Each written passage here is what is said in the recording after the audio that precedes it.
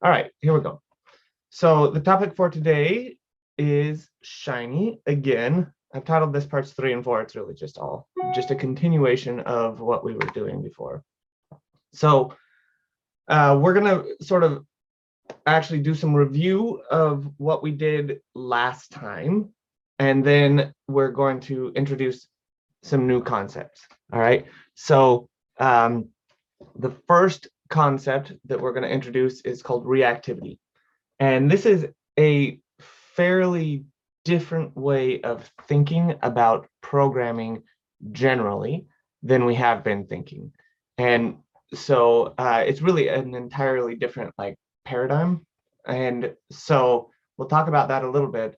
The thing is, when you're working with Shiny, whether you realize it or not, you're actually working with reactivity. Okay, so we'll talk about what that means and how you can kind of use that to help you, and why it's a helpful thing more generally. Then we'll talk about some Shiny best practices. So one of the things we will talk about is sort of bringing code out of your actual UI and your server and putting them elsewhere so that your UI and server can stay more clean. Okay, that's probably the biggest thing there. All right. So the learning objectives for today, I probably should have had one extra one in here, which is be even more comfortable with Shiny than we were previously. And then have a basic understanding of reactivity. Reactivity is a big topic. It's complicated. So today is very much just an introduction. And then if you want to know more about it, and I hope that you will, you should first check out that Mastering Shiny chapter, which I have linked in the syllabus. And then you can go further from there if you want. And then within your Shiny apps, hopefully you can start to recognize use cases where functional programming, what we've been working on all term long, can help make your app more clean, more efficient, more whatever. Okay. So I've mentioned a couple of times now, I think, that Shiny apps can become unreadable pretty quickly. And we saw, right, this just like cascade of parentheses that can be created. And so one of the things that you can do is you can pull code out. Okay, so I'm going to actually start RStudio, or maybe I already have one going. I do already have one going. I have two going, so let me get rid of these. All right, so I'm going to switch my share here. This is for the course one, but that's okay. And you can follow along with me if you want. I'm going to start a new project.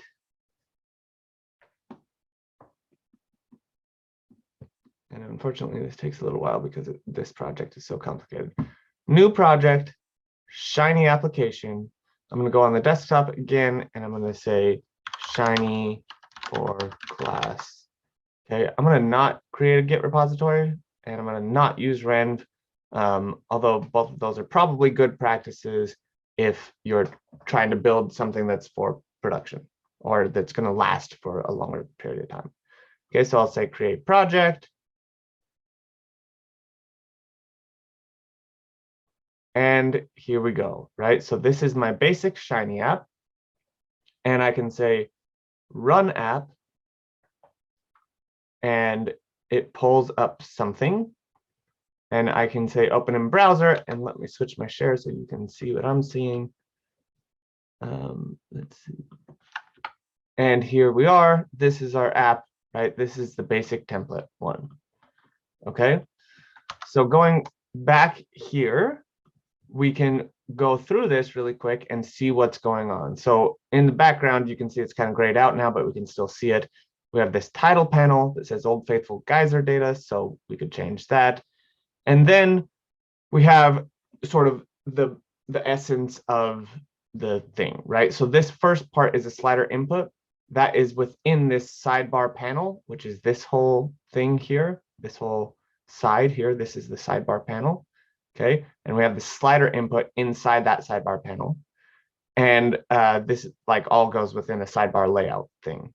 Then we have the main panel, And right there, we have this plot output, which is this, okay? So looking back here, this is all our UI. And then for our server, we have input and output, and you will oftentimes see session here too, which records the actual session that the person is looking at the app. And you can see we have this output dist plot. So in the server, we're always going to have this output thing, which is basically a list-like thing, and we can add new elements to that list. That output then gets referenced up here. So those output objects, right? Whatever you add onto this list, you can reference up here, okay? So this is where dist plot comes from, and this dist plot is rendered with some sort of input from the UI, right? So up here, we have the UI, and we can see we have this slider input, right? So anytime you have something input, that's going to be an input. And then the first thing that you do is give it a name, right? I can't remember if it's name, they call it name or label. Let's look at it real quick. Slider input. All right, input ID, I guess, is actually what it is. Okay, so we'd say input ID is equal to bins, right? And then this part is the actual label. And you can see over here where it says number of bins, right? That's the label. So we could change this to say, maybe choose the number of bins, right? And then input ID is bins. All of this is now additional arguments to the slider input. So its minimum value is going to be 1, its maximum value is going to be 50. We can see that up here. And then the value is equal to 30. That's what it's going to start at. Okay, so these values are what is going to be passed here, which it then goes into the histogram. Okay, so if we just run this one more time real quick, we'll save it. Oops, there, I have something wrong. I'm missing. All right, well, let's look at it. I don't know how. Oh, it's because I had this in there still. Okay, so run that again. Now I'm getting another error. What is going on here?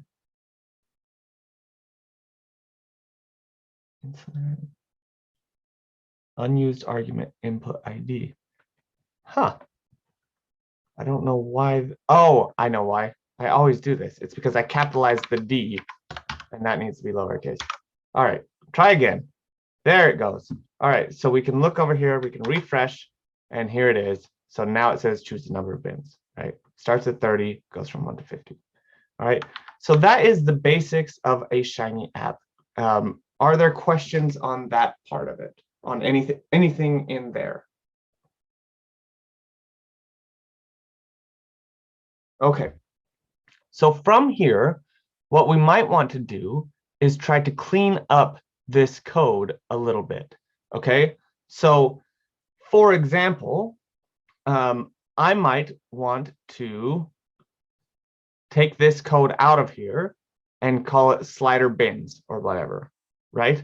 So one thing I can do is I can create a new .r file, and I can pull this out of there, and then I can call this thing bins slider, okay?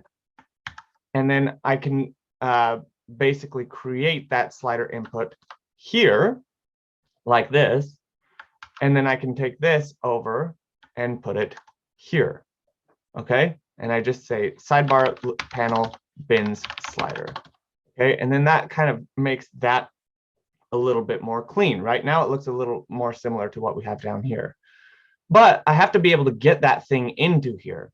So there's a couple ways to do this. One is I can first save this document inside of my Shiny for class, and I'll just call it whatever, utils. All right, now if I go to my files here, you can see I have this utils file, which is there. All right, so then here I can load Shiny, and then after that I can say source utils, okay, .r. Oops, .r. And what that's going to do is it's going to basically go into this file and run all the code that is there. and it's similar to like loading a package. Okay, and that should work. Let's try. Yes, it does. Okay, so it still works exactly as it did before, but now our UI is a little bit cleaned up because we just have this bin slider thing. Okay, and then we can sort of work on that over here. However, even better is right within here, within my app, I can create a new folder and I'll just call it R. Okay. So now I have this R folder, and what I'm going to do is I'm going to move this utils folder into that R. Okay, so I'm going to move to R, and so it's going to say it's deleted. Yeah, that's fine. I can don't save. Okay, so now my app structure looks like this, right? I have my app, which has my UI and my server, and then it also calls Shiny app. And then in here, I have R, and in there is where I have my utils. All right. Now, what's neat is if I have this structure where all of my additional R code is in this R folder, I actually don't even need to source that, because Shiny will look for that R folder once it runs an app, and it will run all the code that's in there. Okay. So that's where I can store all of my code, and then I don't have to worry about sourcing it. Okay, so now I can run app, and yes, again, it works just as it did before. All right. This does get a little bit more tricky with the outputs though. Okay, so let's go into R, and I could have a folder here, or a .r for inputs and a .r for outputs or whatever, but for now I'm just going to keep them all here. Okay, let's say I wanted to do this here, right? What I could do is I can copy all of this, right? And I can come over here and paste it, but that's not really going to work because I have this input bins thing, which it won't know where to find it. It won't know how to deal with that. And that's actually because of reactivity, which we'll talk about later. Okay, but what I can do is I can create a function. Okay, so I'm going to call this draw histogram, right? And then I'm going to give it a function, and I'm going to say what's the input ID, and I'm going to make that slightly different, the input ID slightly different, just so I can be really clear about it. Okay, that this is like my function versus a different thing. And actually, I don't really want it to be input ID. Come to think of it. So I'll just call it I, but you could call it whatever you wanted. You could probably even just call it input if you wanted to. Okay, but then I can put this code inside of the function, and then instead of input bins, I'm doing I bins, right? And everything else is the same. But then I'm going to take this draw histogram function, and I'm going to come over here, and when I get to this render plot part, I can actually just take away all of this, and I'll just say draw histogram input bins, right? So the input to draw histogram will be the bins, whatever is coming from bins. Okay, you could also do it like this to make it a little more clear. All right, so we're going to render the plot with using the draw histogram function, which we have over here. Okay, does that make sense? And then I can save it and run the app, and it doesn't work. I'll show you here so you can see what it's like. So I'm getting $ operator is invalid for atomic vectors. So that is a problem, but I believe I can fix that by just doing, yeah. So I think I do need to say input ID, and then I could just change this whole thing to input ID. So this is going to be basically just bins is what it's going to take. I think that's going to work. Let's try. That should work. I'm pretty sure. Yes, that works. Okay, so I errored in my initial attempt, but I fixed it there. So basically, when we are writing these functions, we want to write them so that we just have this input ID that's going there, because then we're going to have what's going to actually be fed to the function is going to be coming from here. So when this comes in here, it's already going to be 30, right? And then it will switch to 25 as we change it, or it'll go from 1 to 50, whatever it is, right? So when we're at this point, we're already at the actual values of that input rather than taking the input ID. And so then when we're creating this draw histogram function, we want to take it so that it's changing based on whatever value, like 30 or 20, is given to it. Does that make sense? Any questions there? Okay, that is sort of the main thing I wanted to show you in terms of cleaning up your apps. When you're just getting started with Shiny in particular, like this just cascade of parentheses can just be overwhelming. And so this is a way that you can really clean it up a lot. So we have, you know, sidebar layout, sidebar panel, bin slider, okay? And then down here, our output is this draw histogram thing, okay? So it makes the actual app itself a little cleaner, and we have these additional, and you can have as many of those .r's as you want, okay? All right. Let's go back here. Okay, so you can consider creating objects for each piece, specifically in the UI, but that's what we did with that bin slider thing, or slider bins, whatever I called it. And then you can put those in different R files if you want. You could also, right, rather than putting it in this separate file, which I think is the most clean, but we could actually, rather than doing that, we could take it out of here and we could just have it up here somewhere, and that would work too, right? Either way is going to be fine. So just to confirm, it's still working, right? I think that's a little less clean than having them in separate files, but it's up to you, okay? So here's another example, okay? This is from a Shiny dashboard, okay? So I'll give you a second to just kind of look through that and try to kind of parse what you think is happening there. You can actually copy the code and run it if you want, and then I'll talk about it.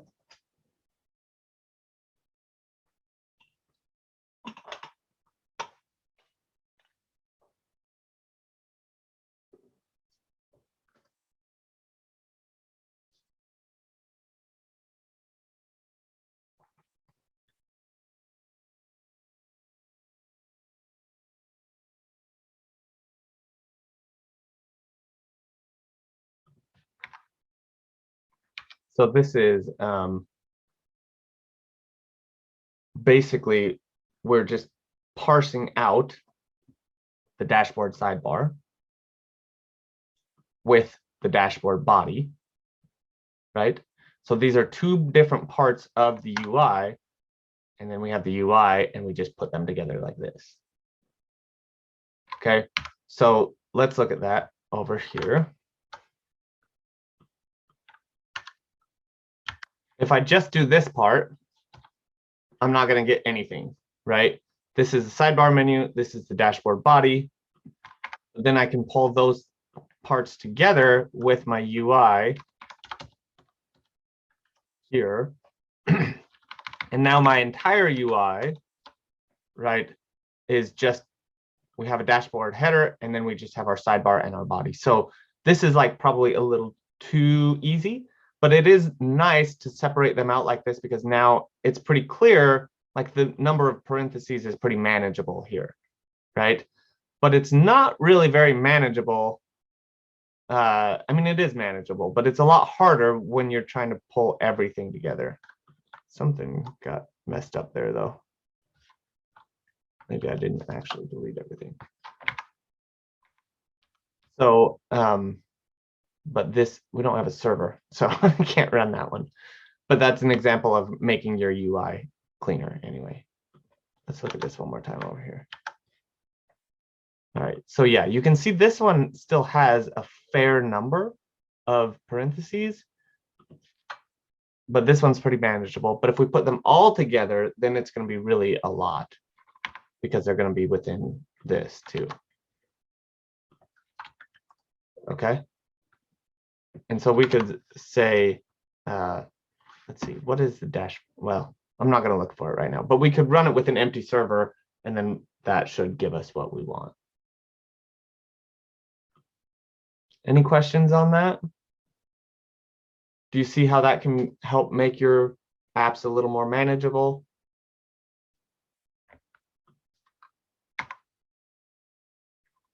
Okay. All right. Any questions on other sort of review stuff for Shiny before we move on to reactivity?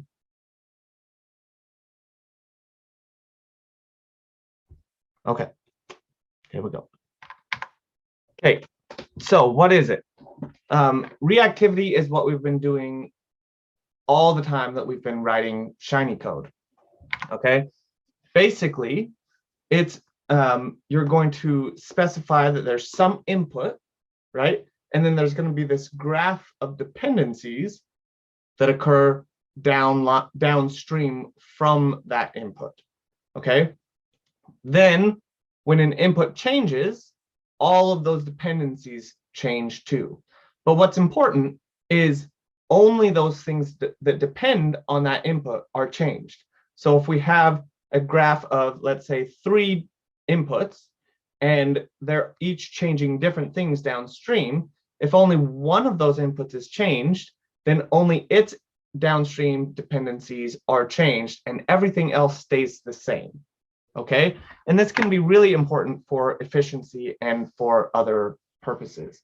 So when we're looking at Shiny, we have those input and output objects, right? And I talked about those as basically being a list, and they are essentially a list. That's the way to think about them. However, they don't work exactly like lists because they are meant to be used in a reactive context. Okay, so after I write this code, we'll have input count. Okay, and it's called count because that's what I put for the input ID here, right? And I could call it something else, and we'd have input something else, and it would take on whatever values are there, right? But these are also read only. So that means once they are defined and you define them in this way, they cannot be modified. Okay, they can only be used for those specific values that you set, and then they're read by the server to create the output. So part of the way that this all works is the reading of the data from the inputs has to be within a reactive context. So that's why when I was, let's see if I can get it back. I don't know if I can go all the way back. Yes, so that's why when I was here, I was having an error at first because I was trying to put the reactive thing in here, the input, right? But what I want, this render plot part, that's the reactive part. That's saying, okay, we're in a reactive context now, and so I can do this input bins. So this input bins at this point, that's going to be the actual values. It's going to read the actual values from input. Whereas if I tried to put them over here, it can't do that because it's not within a reactive context. Okay, so that's why if we do something like this, we can try it real quick. Actually, we can't try it because I don't have a UI. Well, I can just use whatever UI, I suppose. All right, let's try this. So if I do something like this, where I'm saying the value of input count is, and then input count, and I'm just paste zeroing it, right? It's not going to, I don't know why I'm doing this over here. I'm not going to be able to do it. It's not going to return anything because this is not in a reactive context, right? So you can see we're just saying print and paste 0. Those are standard R things, and we'll get some error message. It looks like this, .get reactive environment, current context, operation not allowed without an active reactive context. Okay. The output object is very similar. So basically, if we wanted this to actually work, right, we would have to wrap this instead of in print, we would have to render it, we would have to wrap it in render text, right? So in the server, we're always using those render functions. And in the UI, we're always using those output functions. So text output, right? And always in camel case. All right. The output object is similar to the input in terms of being a list-like object, right? And we create new components for the list for new outputs, okay? And we refer to them in the UI. So that's that output $, whatever it is. These also need to be in a reactive context, okay? So everything on the UI and in the server need to be in those reactive contexts. And we're going to continue to talk about this, so that makes more sense here in a second. But that's like the very gist of everything, right? If it's in the server, you need to have it render whatever, and then that goes into the output $ thing. And then if you're in the UI, it needs to be thing output, right? So text output, plot output, table output, whatever. Okay, reactable output. Okay, very quick example. This shows you how let me get rid of this. I'm just gonna delete this altogether.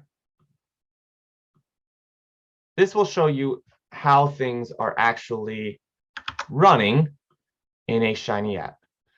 So you can try this yourself if you want, but hang on.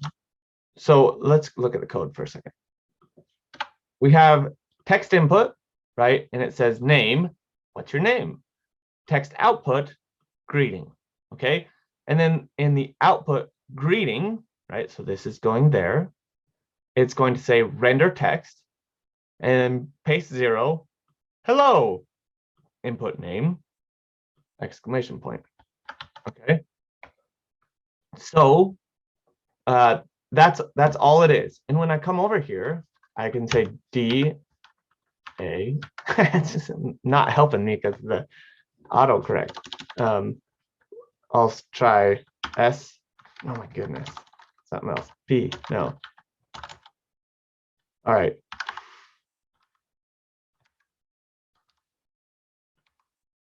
Notice how every time I push a button, it updates. But it won't update until I push a button. And apparently there's something there with just spaces. Okay, so that's like, okay, cool. That seems like that's how it should be, right? And that is how it should be if it's reactive. But this is a very, if you think about this, right? What we were just doing there when we were typing, that's a very different thing than what we do in R normally. Because this function down here, this server function, and specifically this greeting function, greeting output rather, was only running when we were pushing the buttons, when we were pushing down any key on our keyboard, right? Otherwise, it's just waiting. So it's waiting, you push a button, it runs. You push a different button, it runs, okay?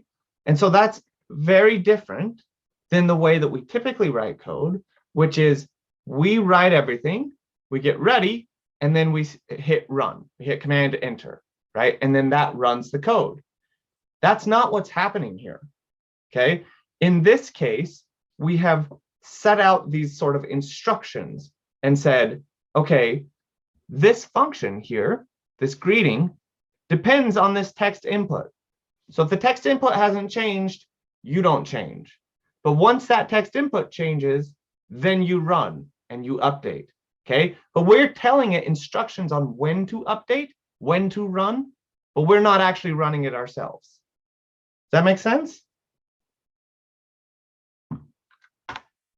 Okay, this is declarative programming, okay? You provide instructions to R, but Shiny actually decides when to run the code. You don't, okay? You provide the instructions, a blueprint on like, here's how things are going together, but Shiny decides when the code is run.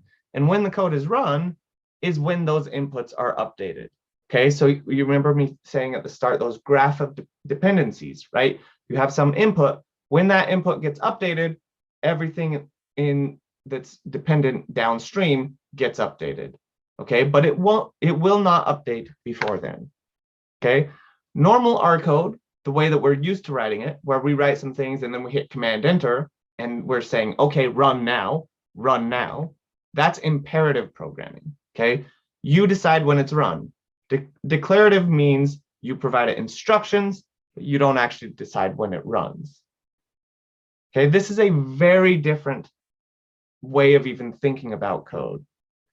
Are there questions on that at this point?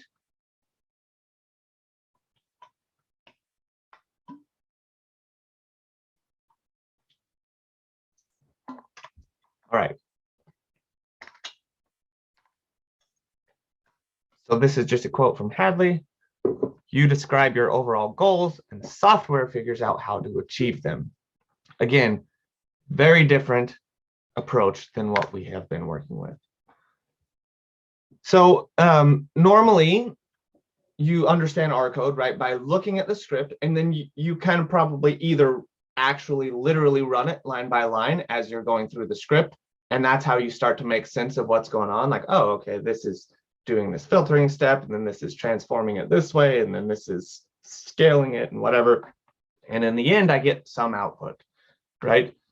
But Shiny doesn't work that way, right? It works very interactively between the server and the UI, okay? So instead, we need to think about these graphs that I've been mentioning. So this is an example of where with the app that we just created, where the input is the name, right? And that has this downstream dependency of the greeting, okay? And one of the things that we can do is we can actually look at our graph and we can basically launch our Shiny app, run it, do some things, mess around with it, get out of it, and then look at the log afterwards. So there's a package called React log. It creates these sort of things. Okay, so we have this ready step. So it's basically listening, calculating step, actually doing some sort of calculation, invalidating, which means it's recognizing basically that the thing has changed, and then invalidated, which means the thing is now, maybe I have those backwards. The thing is now out of date. Okay, so you can copy this code if you want. You need to install React log, but I'll walk you through it as well. We're going to come over here. We're going to paste this whole thing in there. All right, so we've got Shiny and React log. Then we just say React log enable. Okay, this goes at the top of our Shiny script. And then we have our Shiny script just like normal. So here's my UI with that text input, text output. This is the same one we just worked on, right? Server. Then we launch the Shiny app. Then we need to do some stuff in the Shiny app. And then we're going to close it. And then it's going to run React log show. Okay, so I'm going to save this. And then I'm going to reload the app. It's going to launch the app eventually. I don't know why it's taking so long. Hang on, maybe I need to tell it to stop. Okay, I think that was the problem. Okay, so now I'll say run app, and it comes here. Wait a minute, that's not right. Okay. I know, I think I can't run this button. I think you just have to hit Command A and then Command Enter. Okay, so that launches the actual app, and then we'll say DANIBL. And unfortunately, we can't see anything because of my stupid auto thing. But there you go, there's my name. All right, so then I'll come back here and close down the app, and then I get this React log thing, okay? And so here's my input name. This is the first step. It says Shiny app idle, okay? Then I can push the play button, and it can say, okay, the output greeting is invalidated or invalidating. And then it's going to be calculating the greeting, right? So output greeting started calculating. And then, actually, let's go back just a moment. Yeah, so when we start, we have nothing. I'll go all the way back to the beginning. All right, we have nothing to start. Remove dependency name. Then we're counting some stuff. Started calculating. And then there we go. There's our first input. It's nothing, but it's there. So it's going to actually go through that whole calculation step. Took 2 milliseconds, right? Calculating the greeting again. Input name, 3 milliseconds. And there's my first input. Okay, so that means this is now changed. So it's invalidating, which invalidates this part down here, the greeting. I've got this thing repeated for some reason. I'm not sure why. Maybe I have it repeated in my app. And so then it's removing the dependency. Now this is ready, and this is actually calculating. And then it does that, and then we're done. Okay, so that's all it does for D. And then we get A, and we go through that whole process again. Then we get N, go through that whole process again.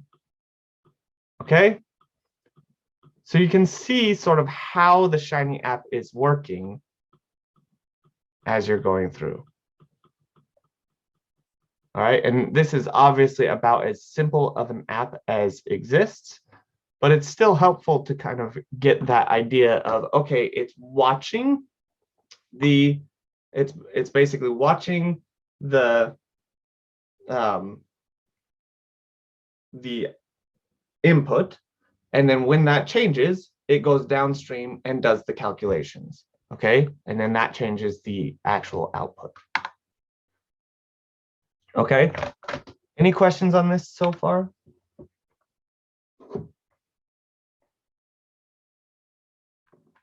All right, so why do we do this? Why do we have this whole reactive context? Why can't we just use, normal imperative programming? Well, there's a lot of reasons for efficiency's sake. One is that, like, we don't want to rerun stuff every single time, right? But we also we only want to change those things if they're being updated. Otherwise, it's just going to be running all the time, right? So let's imagine that we're going to create a simple app that converts temperatures from Fahrenheit to Celsius. Okay, so we can do this with variables, where I have my temp F and I'm setting it to 72 degrees. And then I'm saying my temp for Celsius is my temp for Fahrenheit minus 32 times 5/9. And then we get our temp for Celsius is 22.2. Okay, but when we change temp F, that has no impact on temp C whatsoever, right? And that's fine. That's how we would expect it to work in normal R land, right? Temp F is like our input for temp C, but they're calculated totally separately. So changing temp F is not going to change temp C because they're totally separate things, right? So instead, what we could do is we could create a function. And this is kind of a weird function, but it works, right? Where I'm actually referencing temp F here inside the function. And so this function takes no actual arguments. It's relying on some temp F object that lives in our global environment somewhere, okay? So I can say to Celsius, and I get 10, because remember temp F was 50 back here. But if I change temp F to 30 and then rerun to Celsius, we get negative 1.11. So now our 2 Celsius is actually relying on temp F, and it's changing when the input changes. But it's still less than ideal computationally, because If I run 2 Celsius again, it's going to rerun that calculation, even though temp F is still 30, okay? So in this case, it makes essentially no difference because that computation is lightning fast, and so who cares, right? It's like such a small amount of time that humans couldn't even detect it. However, that is very regularly not the case, right? Imagine you have a Shiny app where you want people to be able to change the inputs and then see the output from some model, right? If they have to rerun the model every time they want to look at something, even if the values haven't changed, that's going to be really, really inefficient, right? So you want to make it so that it only updates when those inputs update, okay? So we can actually, in our normal console, we can work in a reactive context. We can, if we load Shiny, we can run this code here, reactive console true, okay? And what that will do is it will temporarily change your R code to work in a reactive context, okay? So then I have to specify which values are going to be reactive. So I'm saying temp F is going to be a reactive value, and I'm going to start that reactive value at 72. Okay, but you could set it at whatever you wanted, right? But I'm going to start it at 72. Then you call temp F just like a function. Okay, so I'd say temp F, and I would use my parentheses, and we get 72. Okay, I can change temp F by then just passing different values to it. So temp F with 50. Now when I echo temp F, it's going to be 50. Okay, now we can create a reactive function instead of a non-reactive function as we had before, okay? So we're saying 2 Celsius again, but this time I'm saying reactive. That's how I'm defining my function. Instead of saying function with no arguments, I'm saying reactive. That's going to make a new function for me, okay? The body of that function, I'm going to say message converting, and then I'm going to do that calculation, all right? The reason I have this message in here is so that we can see when that function is actually happening, right? Because I've said numerous times now, if the input doesn't change, then the code doesn't run, right? So this message should only be printed when this code is run, all right? So let's try it. I say 2 Celsius, it says converting 10.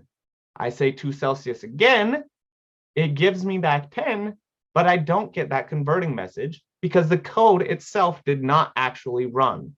It's just returning the last value, okay? But it's not doing any of those actual calculations. I then change temp F to 100, and I say 2 Celsius, and I get the message converting, and I get a value back. I call 2 Celsius again, I get just the value back, okay? So again, this is just to illustrate that reactive values, the code in reactive code will only run when those reactive values update. If they do not update, then the code does not run, okay? But what's nice is we can still get that value back every time without actually running the code for that, okay, which makes it much more efficient. Questions?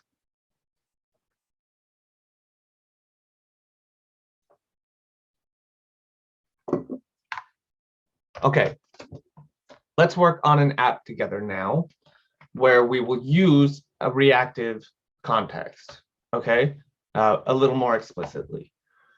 So we're going to build an app that shows the results of different regression models, okay? But for this regression model, we want to be able to select which variables are predictors in the model, right? So ideally, we could select 1 variable, 2 variables, all the way up to all the variables in the data set, right? So we can do this with an extension to Shiny, which is this multi-input function from the Shiny widgets package. Shiny widgets generally, let's go look at it real quick. Shiny widgets provides all sorts of different custom inputs. So you can have these switches, nice checkboxes, so all sorts of alert boxes, like all sorts of different stuff, right? So it's a really nice package that you should check out if you're using Shiny more, because it has a lot of extensions that can make things look nicer, okay? And provide additional functionality, okay? So here is the super basic example. We're going to load Shiny and Shiny widgets, and then we're going to load Palmer penguins because that's the data set that we're going to use, okay? Then we have our fluid page. I'm going to put regression example as my title, sidebar layout, sidebar panel, multi-input, which again comes from Shiny widgets. The input ID is going to be my xvars, and then I'm going to have a label that says select predictor variables, okay? And then the choices are going to be all the names of the variables in penguins minus the third name. And I'm saying minus the third name because that's what I'm going to use for my outcome, okay? And then selected is island. We put nothing in the main panel for now, and then we put nothing in the server for now, and we'll just look at it, okay? So please follow along. Just copy this code, come over here. All right, load my packages. For some reason, the spacing is not, oh no, yeah, the spacing is not staying there. This, that should be a space too. So nothing in my server, right? So this is basically just going to be an empty UI. But we'll run this, and we can see it looks like this. Okay, so this is just to show what my multi-input will look like. So it starts out with island selected. We probably always want to have some variable in there, and there's ways that we could make that have to be the case. But you can see we can click over other ones. We can click on them here, and they go back. Okay, there I have none, and that's actually going to be problematic because then my regression model would have no variables in it. All right. So now we need to write the server, and we want it to fit a model with bill length millimeters. That's that third column as the outcome, and then whatever variables are in that multi-input as the predictors. Okay, so we can do this by creating a reactive model that is only estimated when something changes. Okay, so here's how we're going to do this. I create a thing, I call it model, and I say reactive. Okay, then I'm creating the formula. All right, and I'm calling it form. You could call it whatever you want to call it, right? And then it's saying paste together bill length millimeters predicted by whatever the input xvars is. And it's xvars again because back here this input ID was xvars. Okay, so whatever is in that xvars, that's going to be in here, and we're going to paste that together and collapse it with a plus. Okay, and then we're going to say lm, so linear model, as dot formula form. So this is going to transform the string into a formula, and then the data set is going to be penguins, and that's always going to be the case. Okay, so that creates a string, which is then converted to a formula, which is then fit to a model. But this is a reactive variable. Model itself is a reactive variable. Okay, and it's only going to change when xvars is changed. Then we have this now model object, and we refer to it just like this, model with, you know, empty parentheses. Okay, so let's try this real quick. Over here, we'll put this in our server, but we're actually not doing anything with it yet. We're just fitting it. Okay, so this will fit the thing, but we don't have any outputs yet still, right? So what do we want for our output? Well, there's lots of different things we could do with some model results, right? One of the things that we could do is we could build a table. So we could use GT and specifically the GT summary package to pull the model coefficients. Okay, this is a really nice package. We can go look at it real quick. Where basically here, right, it has these different table summaries and things, but this is not regression models, right? So I fit a regression model here, and then I just say table regression with mod 1, and it creates a nice table for me down here. Okay, but this is GT summary. It's built off of the GT package, so we need GT as well. Okay, all right. So we load both of those. Do that here.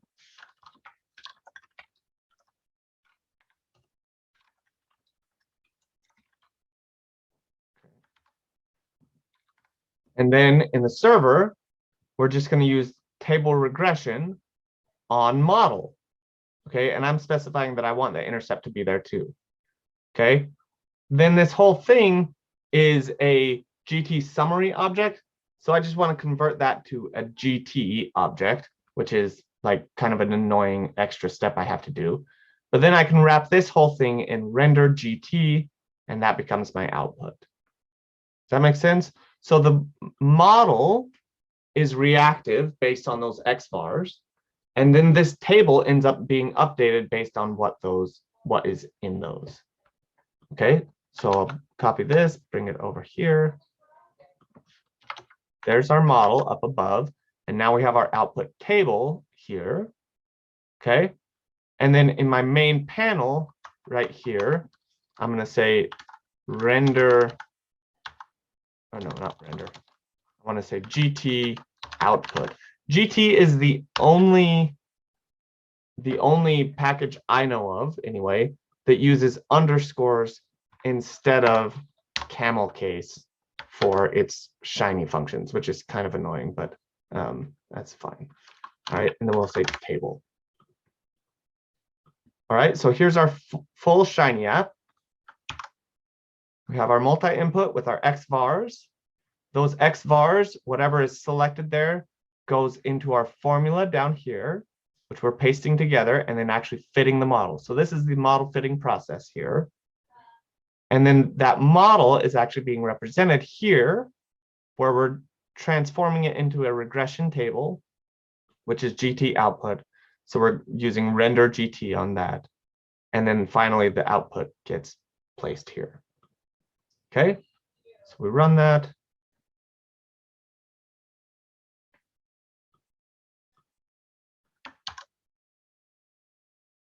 And there's our table.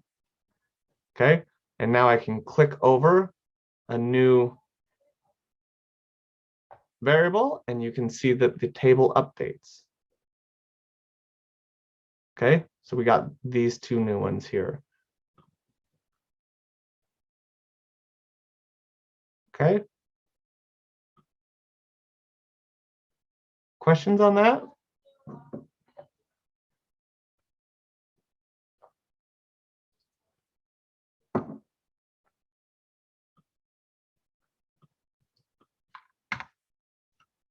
Okay. We've already done that. This is sort of a self-plug. I wrote a package called Equasiomatic, which takes models and then translates them into equations. So we can extend this by adding the equation to the model also. So there's a article in here for usage with Shiny, and you have some example apps here, which are very similar to what we're doing here. But let's have you try first this time. So you can try with Equationomatic if you want, but I'd like you to at least try to get to where we just got to. And you should be able to because all the code is in there. But real quick, I'll just demo Equationomatic outside of Shiny, and then we'll come back here and talk about it. Okay, but so the way that Equationomatic works generally is like, let's say we have our markdown. All right, then I'll create a code chunk here, and I'll say M, let's see, library Equationomatic, and then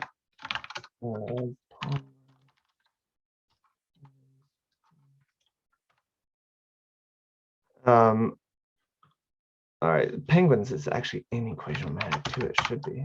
Yeah, okay. So we could say LM flipper length millimeters predicted by island plus fill depth. Okay, so there's our model. And then I could go well, I need to run this first.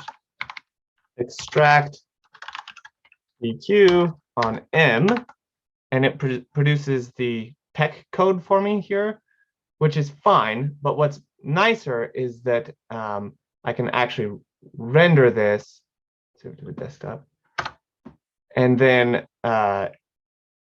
when it pops up here, oops, I didn't mean to have all the penguin stuff. Hang on, let me redo this.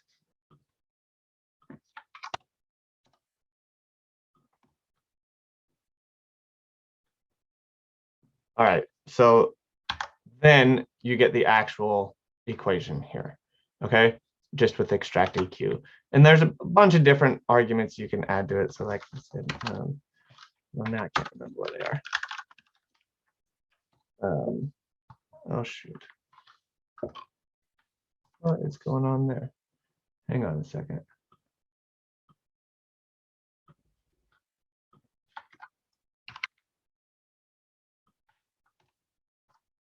Huh. I must have, it's probably because I have the, all right, so I'm going to install this, install it from CRAN so it'll be stable. So you can just go install that packages, Equationomatic. Yes.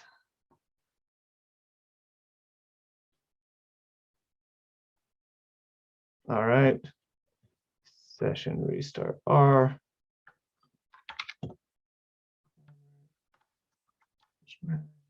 Yes. No. And then all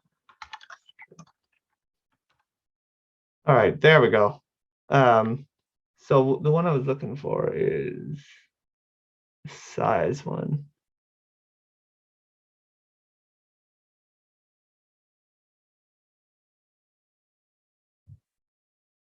Huh, maybe it's only in the dev one. Whatever, it doesn't matter. Okay, so that's basically how you do it. But coming back here, what I'd like you to try to do, if you can, use extract EQ to pull the output from, or pull the equation from the model. And then you can use render EQ in your server and EQ output in your UI to actually produce it. However, you also have to do this with MathJax in your UI somewhere. So I put it after the title, right? So we just copy this and then come back here and then like that, right? So you have to put that, and I think you need a comma after it, right? So you just need to put that somewhere in there like that. Otherwise it won't work, okay? Oops. And then you can look at the help page for extract EQ if you want. There's other arguments like use coefs. So if I come back here, this is just the equation, right? But if I say use coefs true and I re-render it, you will see it gives me the actual values for these things. Okay, so that's another thing you could try. Whatever you want to do, play around with it, see if you can basically extend the current app so that it renders the equation as well. Okay, any questions? Okay, you've got 6 minutes. Go ahead and try.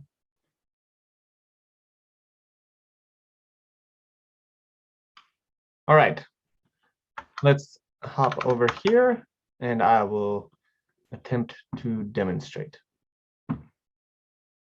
So we're going to have to load Equationmatic as well here, right? And then we have our model here, which is nice because that's all we really need for Equationmatic, right? So I can say output EQ, or whatever I want to call it, and then I'll say render EQ, and then I can just say model. That's it, right? If I want to do something else like use coefs, then actually that's not quite right though. I need to do, I realized because my arguments weren't coming up, render EQ, and then I need to say extract EQ there, right? So I could do this, like we've been doing it in a layer down below. I'll pull this over a little more. Like that, if I wanted to. Okay. And that should work. And then up here in my main panel, I could put it above the table or below the table. I'll put it above the table. So I'll say EQ output, EQ, there. And then I already have my with math jacks here, so that should be good. So I save it, run. Let's see what happens. And we go here, refresh. Uh-oh, that's the wrong one apparently. Let me open in browser. There we go. Okay, wait a second. There it is. And there is our equation. All right. I swear, there is, this is driving me crazy.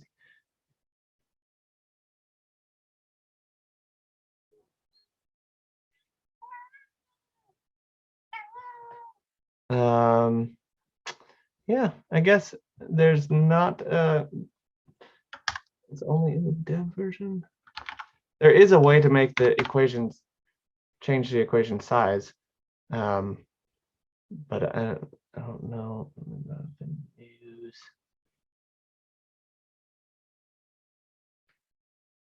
Yeah, it should be in the older ones. Whatever. Find it later and report back. But you can see it's working, right? The equation is rendering and the table is there too. Any questions on that? How successful were you? Can you give me thumbs up, thumbs down, something?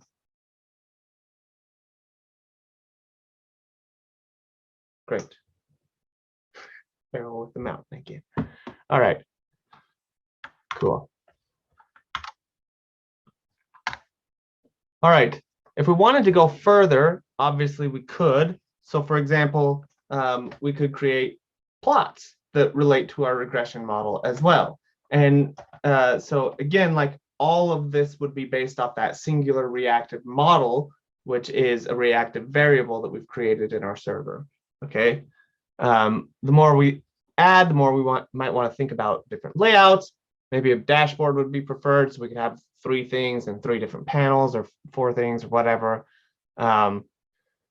So you could also change it so that it changes. You could change the outcome, right? That's another way that you could change this, but it could be a little tricky because if you have categorical variables, then the type of model that you're going to want to fit might be different.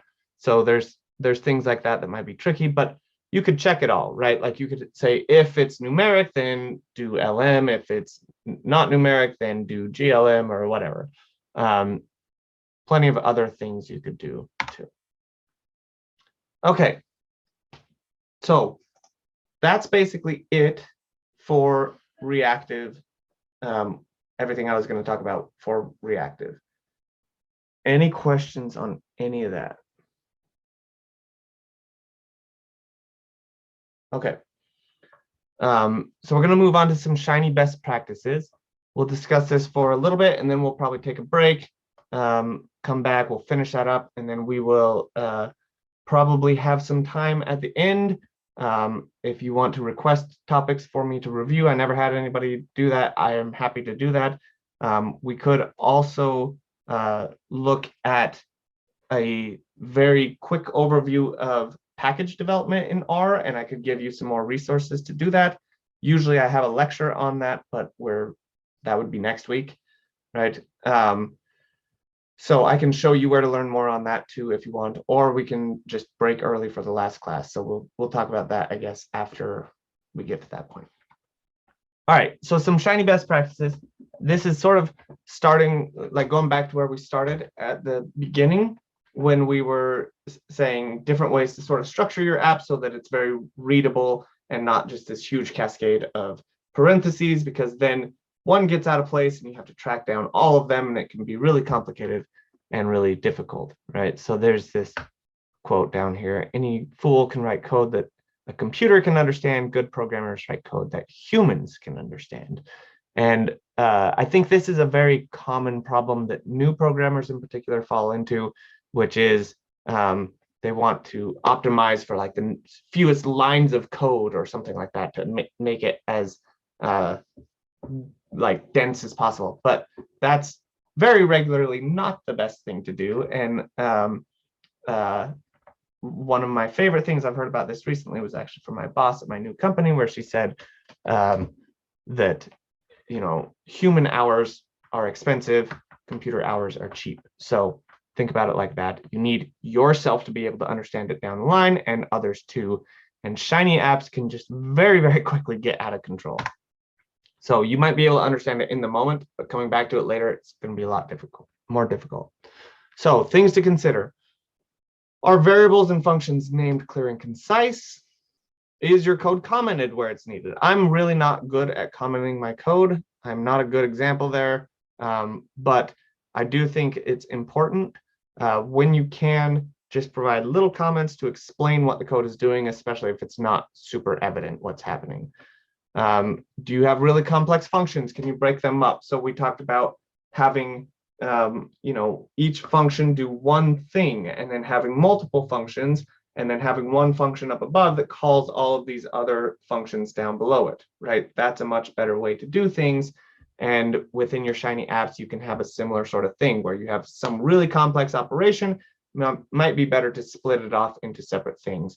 And part of the way that you can do that is through those additional .r scripts, like we were looking at the start, where you could have a different .r script for every output that you have, for example, and it would be really well organized. If you have a lot of outputs, you have a lot of .r scripts, you can only look at that script for that output. That'd be really helpful, right? Do you have places where you're copying and pasting a lot? This is like a general functional programming rule. It's not really specific to it's not specific to Shiny at all, but if you are copying and pasting a lot, then you're going to want to write a function and or write loops to avoid that for you. There's many reasons for that, right? One is that it's going to make your code cleaner because lots of copying and pasting is hard to read.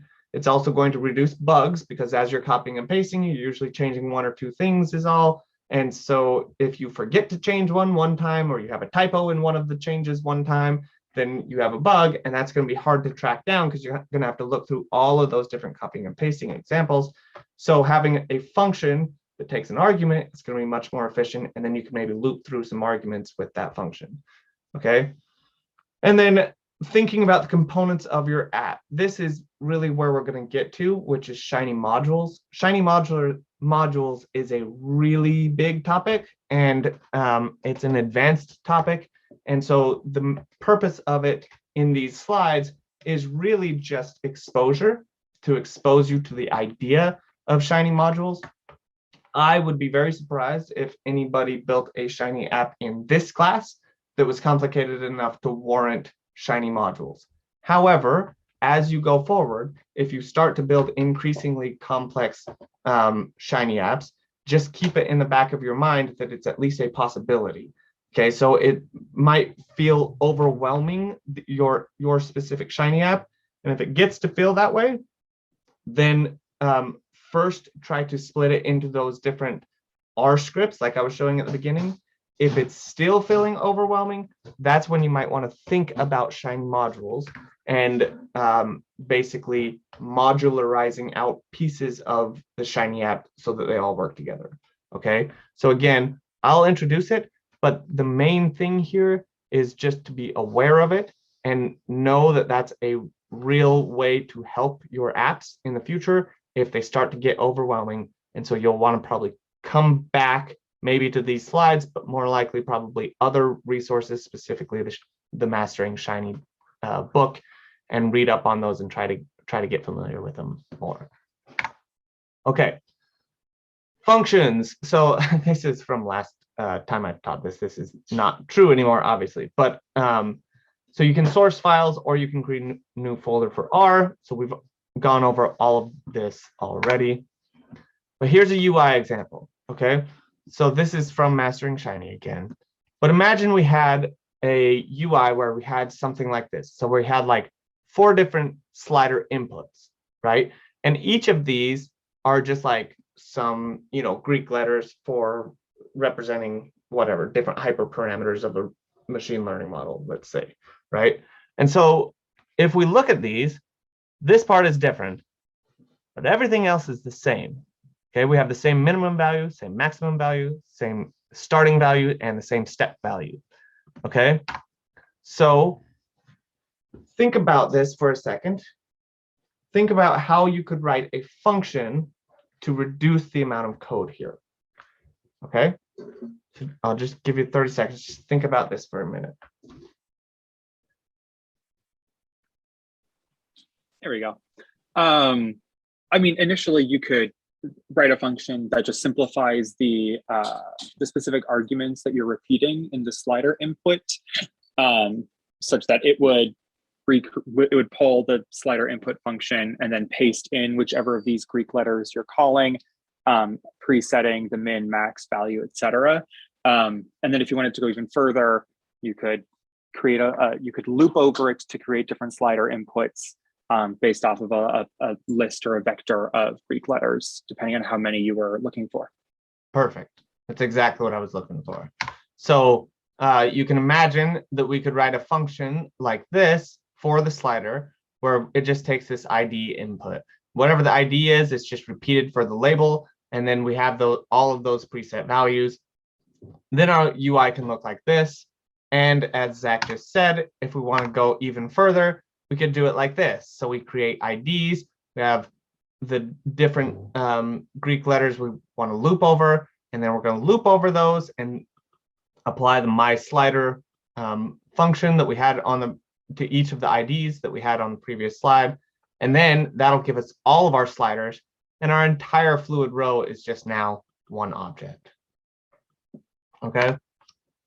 Other use cases, maybe you want to use a Shiny function, but assign it with some standard formatting. So like icons, this is a really common one, right? Where you have like maybe some font awesome icons, but you want them all to be a certain size and you want them all to be a certain color, or maybe you want that color to be variable, but like other than that, all of the other parts are the same. So maybe you write a function that creates it in a certain way, but then you just tell that function which icon you want and what color you want, or which icon you want and what size you want it to be, or whatever, right?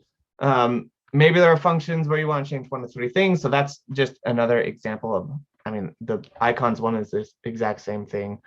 So you can create a function that allows you to modify those, but keep all the other things at the values that you want.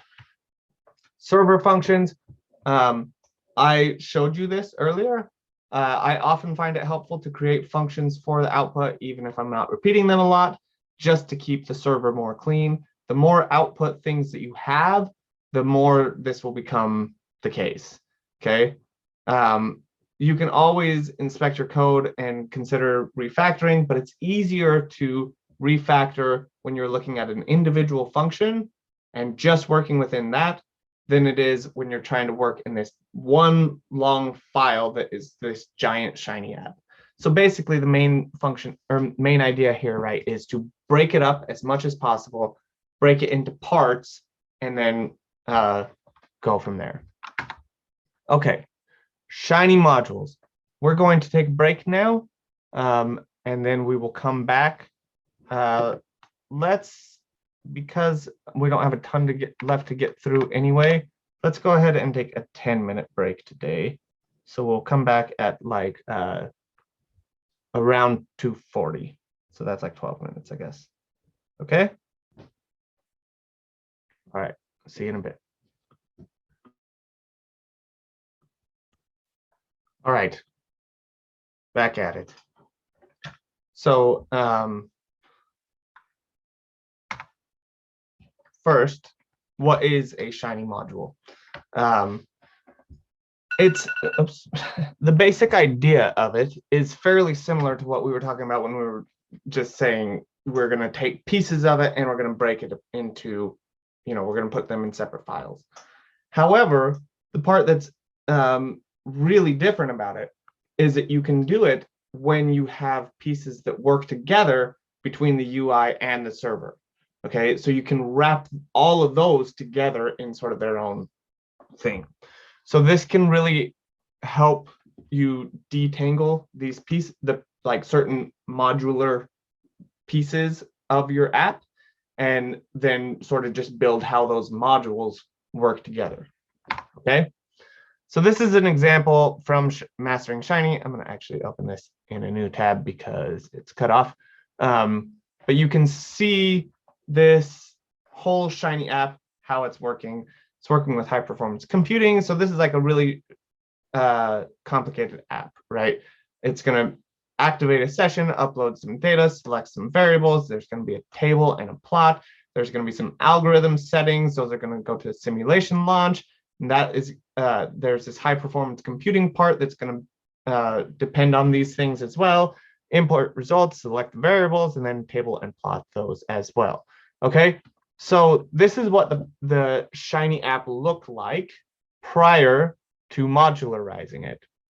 Okay, after modularizing it, it looks more like this. Okay, we have this session module where we're setting the viewer, managing and activating it.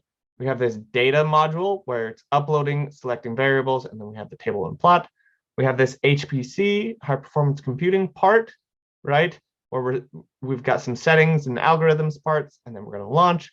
And then we've got this results part where we're going to import the results from HPC and select the table and plot. And you can see how these things work together, right? This session module feeds into HPC and the data feeds into HPC, and then the results from HPC feed into the results module, right? So because the module started out very complicated, it's kind of hard to keep track of all of these things. What Shiny Modules allows you to do is modularize each of these pieces, and then essentially what you have, kind of, is like your own little Shiny app for each of these modules. Okay, so you can kind of keep track of each of those things and then build how they link together instead. Again, I want to reiterate that this is only really something that you will want to do when your app gets really, really complicated. Okay, so this is like a third option, right? The first option is just to write your Shiny app. If it gets too complicated from there, then you're going to try to break it into separate .r files. If that's still feeling too complicated, that's where you're going to jump to Shiny Modules. Okay. To create modules, it is fairly complicated, but it's not like horrid. What it really amounts to is basically wrapping some functions around your existing Shiny code. Okay, there is a chapter on it in Mastering Shiny, and as I've mentioned now a couple of times, probably not worth it until you're creating really complicated apps. So we're going to look at a very basic example, which is the first example that Hadley walks through in Mastering Shiny. Okay, this is the original app. So let's go and actually look at it over here. Okay, I'm gonna just replace all of that. I'm going to close this out too because we don't need it anymore. All right. So we have the UI here where we're going to select an input, and it's going to be some variable from the names of empty cars. Okay. Then we're going to have a numeric input, which is the bins. Actually, I don't like that. The number of bins, right? And then we're going to have a plot output for the histogram. Okay. And the number of bins is going to start at 10, and the minimum is 1. But this is just a numeric input, so you can just type the number in there. Okay. In the server, we're saying reactive for the data. The data is going to be reactive, and we're just pulling the specific variable out of empty cars that's being selected up here. Okay. Then we're going to create the histogram where we're saying render plot hist x equals data, whatever the data is, right? And then breaks is input bins, and the main is input var. Main is this is base plotting, so main is going to be the title of the plot. Okay. And that's what it's all going to look like. Okay. So I'm going to say stop first, and then we'll say run app. Open this up. Let me get rid of this and this. And this is what it looks like, right? So the variables mpg, that's what is up there. And then this bins, we can now just enter, like I can say 100 bins instead, and it's going to change, right? I can say 1 bin, and it'll actually do 2. I can do nothing, and it's going to give me an error, or 56, right? And it'll do that. I can also select the variable like this, and we get different ones, okay? And notice that the title is changing as well. Right? Any questions on that? All right. So this is what the original app looks like. What we're going to do is transform this so that it has Shiny modules. Okay. So the way we do this is we create a histogram UI module. Okay. So when we look over here, currently we have all of this stuff, right? We're going to change this so that we have a histogram module. All right. So all of this stuff right now is related to the histogram. And Daniel, we can't see your code. You're still presenting the. Shoot. Sorry. That is helpful to know. Sorry about that. Oops. All right. Now can you see it? Yeah. Okay, great. All right. So again, real quick. Select input var variable, right, for the names of empty cars. Numeric input, that's the one where you just type it. And then all the rest down here, here's the reactive for the data. So the data comes down here like this, breaks, and then the main is whatever the variable is going to be. Okay. All right. So the way that we do this is we wrap all the internals for the histogram UI into a single function with an ID argument. Okay, we wrap all the inputs into a tag list with inputs separated by commas, and then we wrap each ID by NS, which stands for something. I can't remember. Let's see if it tells me if I look at the help documentation. Namespace, that's what it is. Okay. So namespace is like the package, essentially, or it's really the environment. All right. So it allows multiple IDs to be referenced by a single ID, basically. Okay. So this is how we're going to do this. We have this UI hist. So this is the histogram UI, right? So again, we create a function that takes a single ID argument. All right. Then inside of there, we have all of our things that we had before: select input, numeric input, plot output, rather. But we wrap all of those in a tag list. Okay, so notice this goes from here to down here. And then each of these inputs is separated by a comma. And then each of the ID parts are separated by this NS. Okay, so NS ID var, NS ID bins, NS ID hist. Okay, and then the rest of this is the same. All right, following me so far? Okay, for the server, we wrap the internals in a function with an ID argument again, but inside of that function, we use another function called module server. Okay, so all of the server side of the histogram goes in this model server function inside its own function.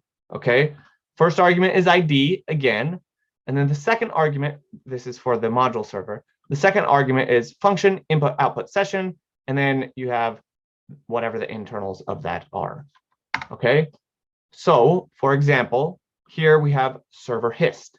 Okay, so we have function ID, and then we have module server ID, and then that goes function input output session, and then we have curly braces that wrap the whole thing. Okay, so this goes to there, but this one goes to here. Okay, and so this here comes from there. All right, and then this input part is all the same as before. Okay, nothing is different here. I don't think, is that true? Let me just look real quick. Yes, all looks the same. Okay, once we do that, then our entire new app looks like this. This is everything we had before in our app, and we just call UI hist and give it an ID, and we can call that ID anything we want. We decide what it's called, it doesn't matter. And then that gets passed down here to this server hist, and as long as we're using that same ID between the two of them, we're good to go. Okay, so let's actually do this. So we'll try to do this more by hand rather than just copying and pasting. So for the histogram UI module, what I'm going to do over here is so let me save this. I'm going to create a new file, okay, and over here I'm going to create a new R folder, okay, and then this is where I'm going to save my things. So I'll save this as, I'll just save it in here. I know you can't see this, but that's fine. I'm going to save this as module. Okay, so now when I look in R, I have modules. Okay, all right. So going back here, a function for the UI components of the histogram wrap all the internals into a single function with an ID argument. Okay, so here's all the internals. This is all just for our histogram. Okay, so you can imagine we would have different parts besides just a histogram in this app. And certainly there's no reason to go to modules with this simple of an app, but it gives you an idea. All right, so I'm going to say UI histogram, or whatever you want to call it, function ID. Okay, then inside of there, I'm going to put the internals that I had previously used to define that histogram in the UI part. Okay, then I'm going to wrap all of the internals in tag list. Okay, so I go tag list,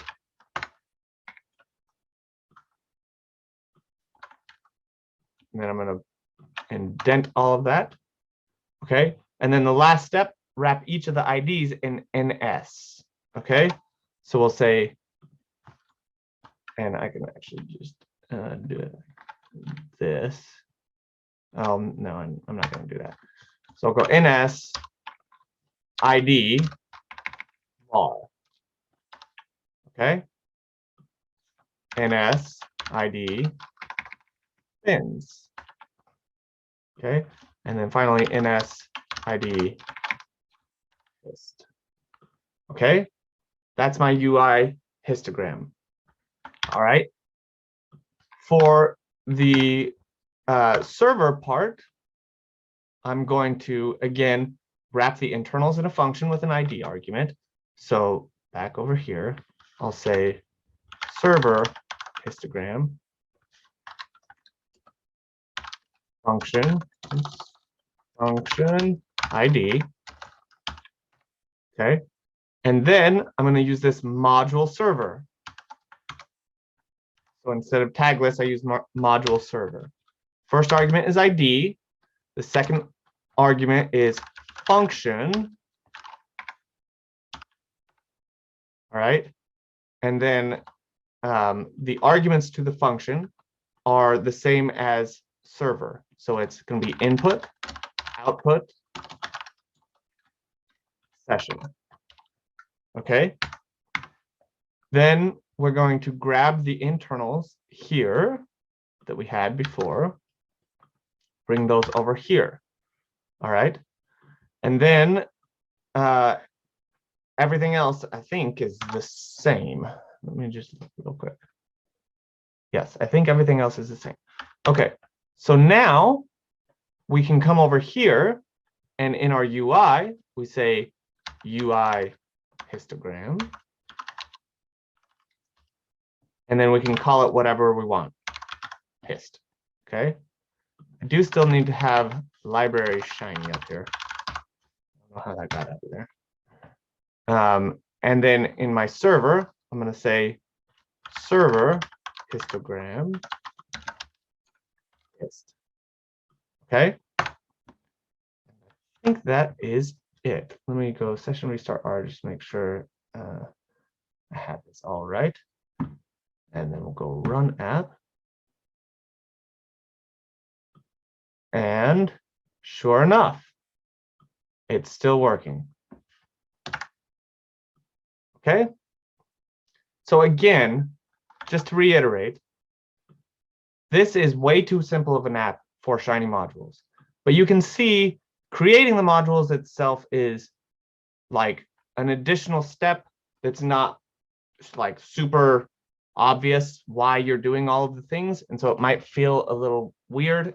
But once it's there, then you have this like self-contained thing. Like I have one line in the UI and the server for the histogram, and that drives the entire histogram, right? And everything that I'm doing in it. And so then I could do something else in a different module, and like I can just kind of set the histogram aside. So this right now I've called this thing modules. I could just call this actually histogram and then create another .r for my next module. And that's probably how you would actually do it, right? And then, you know, here I've called it hist, but you could call it anything you want. Hist underscore ABC V. I didn't mean the V, but that's okay. Hist underscore ABC V. All right, save that, run, and still works. Okay. Make sense? Sort of? Any questions on that?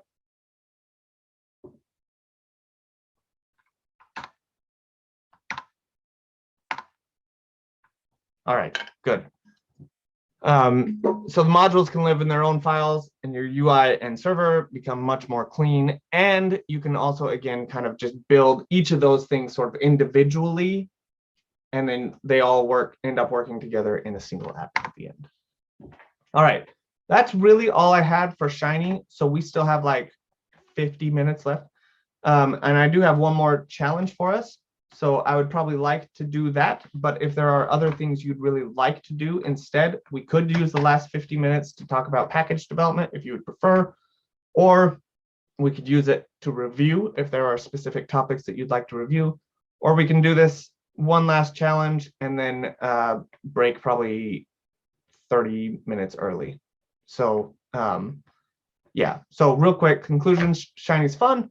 I think Shiny is one of the more fun things that you can do in R. It is a very different way of thinking about the data. And so like when I first introduced Shiny, I didn't introduce reactivity because that's a very different way of thinking. And like part of what is really nice about Shiny is it allows you to write code basically just like you would always in R, but then it also allows you to end up with something that is reactive, which is pretty nice.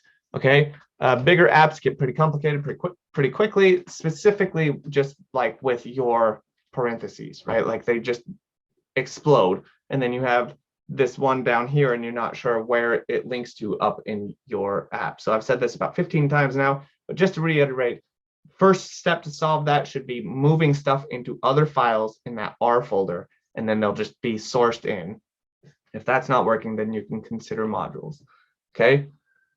Also, do try to be efficient with your code. So we talked about, you know, writing functions to create things like sliders, or it could be radio buttons or whatever, anything that you're repeating a lot, think about that. You can also use loops to create those things. And then do try to dig deeper into this idea of reactivity. It's really neat, but it is absolutely just a fundamentally different approach to programming than we have used so far in this sequence anyway. And it's really the only place that we do that. Everywhere else, we are using, we're telling it when to run. Whereas with Shiny, it's going to basically listen and only run when those inputs change. Okay. All right. So I'm going to ask now for your input, please. Would you like to do a Shiny challenge where I give you, say, 15 minutes to try to create a Shiny app, and then I'll come back after the 15 minutes and I will live code it, and you can watch me probably make some mistakes and end up hopefully getting there for the last bit of class, and then we'll probably break like 20 minutes early or something like that. Or would you like to review something? Or would you like me to try to cover as much as I can about package development? So I need feedback somehow. Either you can unmute and just tell me what you want, or we could do the reactions again. I just have to look at the reactions, but all right, how about this? Or yeah, just put it in the chat. That's easier. Put in the chat what you want.